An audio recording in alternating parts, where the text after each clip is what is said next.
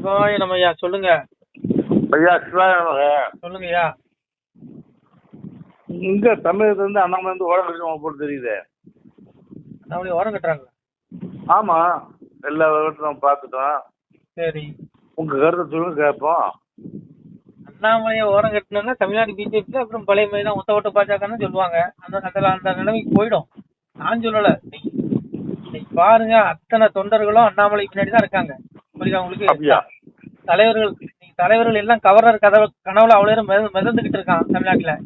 நம்மள இன்னைக்கு கவர்னர் ஆக்கிட மாட்டாங்களா, நாளைக்கு ஆக்கிட மாட்டாங்களா? ஆனா அண்ணாமலை மட்டும்தான் இந்த கட்சியை எப்படியாவது வளர்க்கணும், தமிழ்நாட்டுல இந்த பிஜேபி கால் விடணும், ஆட்சி பிடிக்கணுங்கிற எண்ணத்துல அண்ணாமலை மட்டும்தான், அண்ணாமலையும் பாஜக தொண்டர்கள் மட்டும்தான் இருக்காங்க. ஆனா சாதாரண ஒன்றிய பொறுப்புல இருக்கிறவங்க கூட சிலர் கனவுல நமக்கு எம்எல்ஏ சீட்டு கொடுத்துட மாட்டாங்களான்னு கனவு கண்டுட்டு இருக்கான்.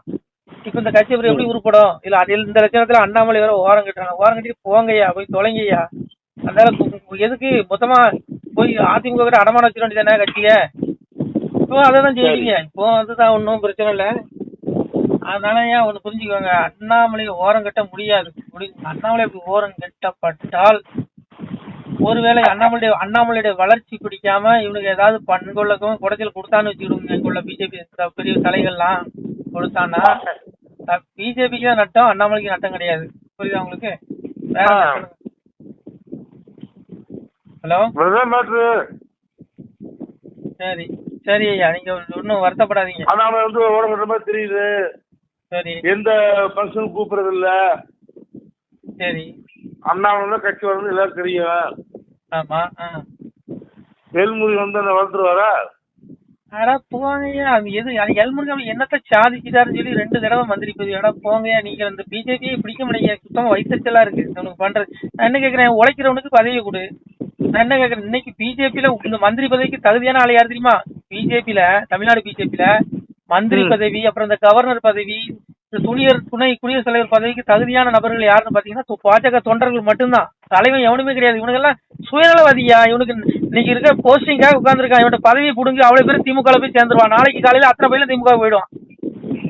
தொண்டை மட்டும் தான் இருப்பான். உயிரே போனாலும் தொண்டர்கள் மட்டும் தான் பிஜேபியில கடைசி வரைக்கும் இருப்பான். இவனுங்க எல்லாம் பதவிக்காக ஒட்டுறவனுங்க. நாளைக்கு இன்னைக்கு தேசிய பொறுப்பு, அப்புறம் அது என்ன மாநில பொறுப்பு, மாவட்ட பொறுப்பு கொடுத்துருக்கல, எல்லாத்தையும் புடுங்கு பார்க்கலாம். எத்தனை பேர் திமுக போறான் பார்க்கலாமா? இவனுக்கு என்ன பிஜேபி சித்தாந்தம் உண்டு, என்ன கொள்கை உண்டு? ஒரு மண்ணம் கட்டி முடியாதுங்க. போங்கய்யா, வயிற்று கிளப்பாதீங்க, வெளியே போன அதை பத்தி பேசாதீங்க. நீ தொடர்ந்து இதை பத்தி. ஆமா, அவங்க அப்படியே ரொம்ப சாதிச்ச. ஆமா, அந்த அம்மா அப்படியே பிஜேபியை 3 தடவை தமிழ்நாட்டுல ஆட்சி பிடிக்க வச்சுச்சு. யாரா போங்கய்யா, அதையும் சேர்த்துதான் சொல்றேன். இதுல நான் என்ன விதிவிலக்கு?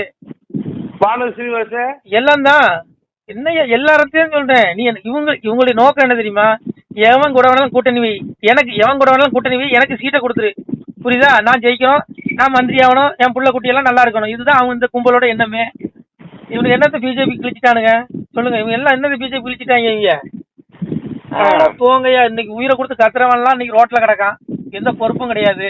பிஜேபிக்காக வேலை செஞ்சு செருப்படி வாங்கினவெல்லாம் இன்னைக்கு முடங்கிவே கிடக்கான். இவனுக்கு வேட்டியில கரை ஒட்டாத பயலுக்கு அவ்வளோ நேரம் பதவி வாங்கி வச்சுக்கிட்டு அண்ணாமலைக்கு ஆப்படிச்சிட்டு இருக்கான். நீ என்னத்த கிழிச்சிருங்க? இவனுக்கு தேவை என்ன தெரியுமா? நீ திமுக கூட வேணாலும் கூட்டணி வை. புரிஞ்சுக்க, நீ அதிமுக வேண்டாம், திமுக கூட வேணாலும் கூட்டணி வை. ஆனா எங்களுக்கு எம்எல்ஏ சீட்டை கொடுத்துரு. அப்புறம் ஜெயிச்சா எங்களுக்கு மந்திரி பதவி கொடுத்துரு. அப்படி தோத்துட்டா மேல மாநிலங்களவையிலிருந்து தேர்ந்தெடுத்து மத்திய அமைச்சர் ஆக்கிரு. இவனோட எண்ணமே இதுதான். வேற என்னத்த இது பண்ணிடுவான் இவனுங்க? இங்க பாருங்க, வேண்டாம், பேசாதீங்க. சுயநலவாதிகள் 1 நம்பர் சுயநலவாதிகள் அதிகமா இருக்க கூட்டம் இந்த பிஜேபி தான், தமிழ்நாடு பிஜேபி தான். புரிஞ்சுக்கோங்க, சுயநலவாதிகள். அதனால நான் என்ன சொல்றேன், இங்க பாருங்க, எம்எல்ஏ சீட்டு நீ இன்னைக்கு அதிமுக கூட்டணி வைக்கிறியா? நீ எம்எல்ஏ சீட்டு யாருக்கு கொடுக்கணும்? பாஜக தொண்டனுக்கு கொடு. எதுக்கு கொடுத்தவனுக்கே கொடுக்குற? இவன் யாருக்கு கொடுப்பான் தெரியுமா? பாரதி கொடுப்பான், நயினாருக்கு கொடுப்பான், பொன் ராதாகிருஷ்ணன் கொடுப்பான். அப்புறம் இன்னும் ஏற்கனவே எவன்லாம் நின்று தோத்தானா மண்ணை கவுண்டானா அவனுக்கு தான் கொடுப்பான். புரியுதா உங்களுக்கு? எவன்லாம் தோத்து மண்ணா போனானுங்களோ அவனுக்கு தான் நீ சீட்டை கொடுப்பானுங்க அவனுங்க. இதுக்கு நாங்க உனக்கு நாங்க கீழே நின்று மேடைக்கு நின்று உனக்கு நாங்க பூஜா தூக்கிட்டு போகணுமா? ஆனா போய் அண்ணாமலை இல்லாத பிஜேபி எங்களுக்கு தேவையில்லை. இதான் நான் சொல்றேன். இதான் பாஜக லட்சோதி தொண்டர்கள் அண்ணாமலைக்கு ஆதரவாளர்கள் அவ்வளவு தான் சொல்றான். அதனால இங்க பாருங்க, விட்டுருங்க. இவனுக்கு சுயநலவாத பேசல வைத்திருக்கா இருக்கு. இவனை விட்டா இவனுக்கு திமுக கூட கூட்டணி வைப்பாயா, எழுதி வச்சுக்கோங்க. சிவாய நம. திருச்சிட்டம்பலம், தில்லையம்பலம், பொன்னம்பலம். சிவாய நம. உறவுகளே, சிவ அன்பர்களே, தற்போது தாங்கள் இந்த வீடியோவில் பார்க்கக்கூடிய இடத்துல ஒரு சிவாலய திருப்பணி ஒன்று நடந்து கொண்டிருக்கிறது. இந்த இடத்துல பார்த்தீங்கன்னா முன்பு ஒரு காலத்தில் வந்து ஒரு சிவாலயம் இருந்திருக்குது. அதாவது இந்த ஏரியா வந்து இப்போ வந்து ஒரு தென்னை மரங்கள் பனைமரங்கள் சூழ்ந்த காடாக இருக்கிறது. முன்பு ஒரு காலத்தில் இங்கே ஒரு ஊர் இருந்ததாக சொல்கிறாங்க. ஆனால் இப்போது சுற்று வட்டாரத்தில் 5 கிலோமீட்டர் சுற்றுலாவில் ஊரே கிடையாது, காடு. இப்போ இந்த இடத்துல ஒரு சிவாலயம் வந்து அமையிருக்கிறது. இந்த சிவாலயத்தில் வந்து இருந்த அந்த சாமியுடைய திருமேனியை வந்து எடுத்து வச்சிட்டோம். திருப்பணி முடிஞ்சதுக்கப்புறம் பிரதிஷ்டை பண்ண இருக்கிற உறவுகளே, தற்போது இந்த வீடியோ பார்க்கக்கூடிய உறவுகள் தங்களால் முடிந்தால் ஒரு சின்ன உதவி செஞ்சு கொடுங்க. எங்கள் இடத்துல பொருளாதாரம் இல்லை, அதனால் பார்த்திங்கன்னா அந்த வேலையெல்லாம் அப்படியே நின்று போச்சு. பாருங்கள், இந்த அப்படியே பாதியிலே நிற்கிது இந்த சிவாலய திருப்பணி வந்து. பக்த கோடிகள், அன்பு உள்ளங்கள், தயவுசெய்து நீங்கள் உதவி செய்ய விருப்பமுள்ள உறவுகள் உதவுங்க. உங்களுக்கு கோடி புண்ணியம் கிடைக்கும். இந்த சாமியோடைய அருள் அனுகிரகம் உங்களுக்கு கண்டிப்பாக கிடைக்கும். இது வந்து ஒரு புகழ்பெற்ற சிவாலயம்னு கூட சொல்லலாம். சாமியோட திருமேனியை எடுத்து வச்சிட்டோம். இந்த இடத்துல பார்த்திங்கன்னா ஒரு வாசி தண்டம் இருக்குது. அந்த காலத்தில் ஒரு முனிவர் யாரோ தவம் செஞ்சுருக்காங்க. அவங்களுடைய வாசி தண்டம் அவர் திருக்கரங்களால் எழுதின ஓலைச்சுவடி கூட இன்றும் இருக்குது, இன்னும் பாதுகாக்கப்பட்டு வருது. அது கோயில் திருப்பணி முடிஞ்சதுமே அதையும் நாங்கள் அந்த வழிபாட்டுக்கு வச்சுடுவோம். இந்த சிவாலய திருப்பணி வந்து சாமி திருநாமம் வந்து முக்தீஸ்வரர் அப்படிங்கிற திருநாமத்தில் வழங்குறாரு. நெல்லை மாவட்டம் நாங்குநேரி தாலுகாவில் இந்த சிவாலயம் அமைய இருக்கிறது உறவுகளே. இந்த வீடியோ பார்க்கக்கூடியவங்க ஒரு 2 பேருக்காவது கொஞ்சம் ஷேர் பண்ணுங்கள். இந்த வீடியோ பார்க்கக்கூடிய யாராவது ஒரு சின்ன உதவி செஞ்சால் இந்த ஆலய திருப்பணி வந்து கண்டிப்பாக நாங்கள் வெற்றிகரமாக முடிச்சுடுவோம். பாருங்கள், அந்த வேலை எல்லாமே அப்படியே நிற்கிது. கல்லெல்லாம் இறக்கி போட்டிருக்கோம். இன்னும் நிறைய கற்கள் தேவைப்படுது. சுவாமியோடைய அந்த திருக்கோபுரம் பார்த்திங்கன்னா லிங்க வடிவிலே அமைக்க இருக்கிறோம். உதவுங்கள் உறவுகளே. உங்களுக்கு அப்பா சிவபெருமானுடைய அருள் நிச்சயம் கிடைக்கும். எம்பெருமான் சொல்வான், வாழுவீர் தாழ்வில்லாமல் மக்களும் கிளைகள் கொஞ்சி நாளுமே மகிழ்ச்சியை கூர்ந்து நலமுடன் வாழும்போது நீளுமே எனது செங்கோல் நீதியும் நெறிபோல் வந்து ஆளுமே உங்கள் தன்னை அன்புடன் அலையாவண்ணம். உங்களை எம்பெருமானுடைய அப்பாவுடைய திருவாசகத்தாலேயே வாழ்த்துறோம் உறவுகளே.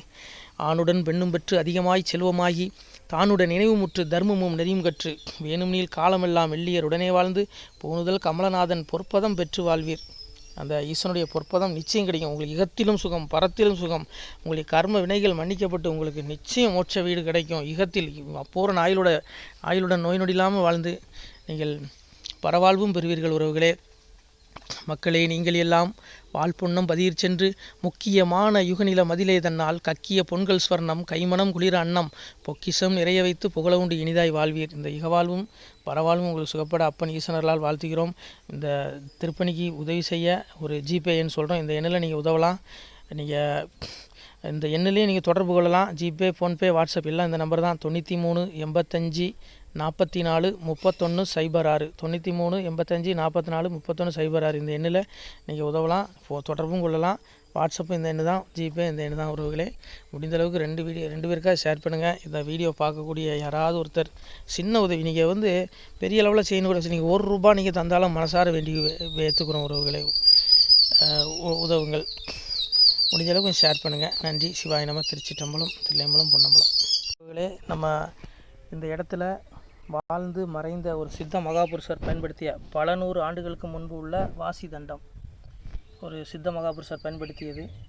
அவர் திருக்கரங்களால் எழுதிய அந்த ஓலைச்சுவடி கூட பாருங்கள், இன்னும் பாதுகாக்கப்பட்டு வருது. இந்த சிவாலயம், நம்முடைய இந்த சிவாலய திருப்பணி முடிந்ததுமே எம்பெருமான் அவர் எழுதிய அந்த சிவனை பற்றி புகழ்ந்து எழுதிய அந்த பாடல் வரிகள் இதில் இருக்குது. இந்த வாசி தண்டம் அவர் பிரதிஷ்டை செய்த அந்த லிங்க திருமேனியையும் இந்த இடத்துல நாம் இந்த ஆலயம் கட்டி நாம் பிரதிஷ்டை செய்திருக்கிறோம். அனைவரும் இந்த ஆலய பிரதிஷ்டைக்கு கண்டிப்பாக வரணும். முடிஞ்ச அளவுக்கு இந்த வீடியோ பார்க்குறவங்க உதவி பண்ணுங்கள் உறவுகளே. பொருளாதாரம் இல்லாமல் திருப்பணி நின்று போச்சு. முடிஞ்ச அளவுக்கு ஷேர் பண்ணுங்கள், உதவுங்க. நன்றி. நம சிவாய. திருச்சிற்றம்பலம், தில்லையம்பலம், பொன்னம்பலம். இந்த புண்ணிய பலன் தங்களுக்கு கோடான கோடியாக வரும் உறவுகளே. நம சிவாய.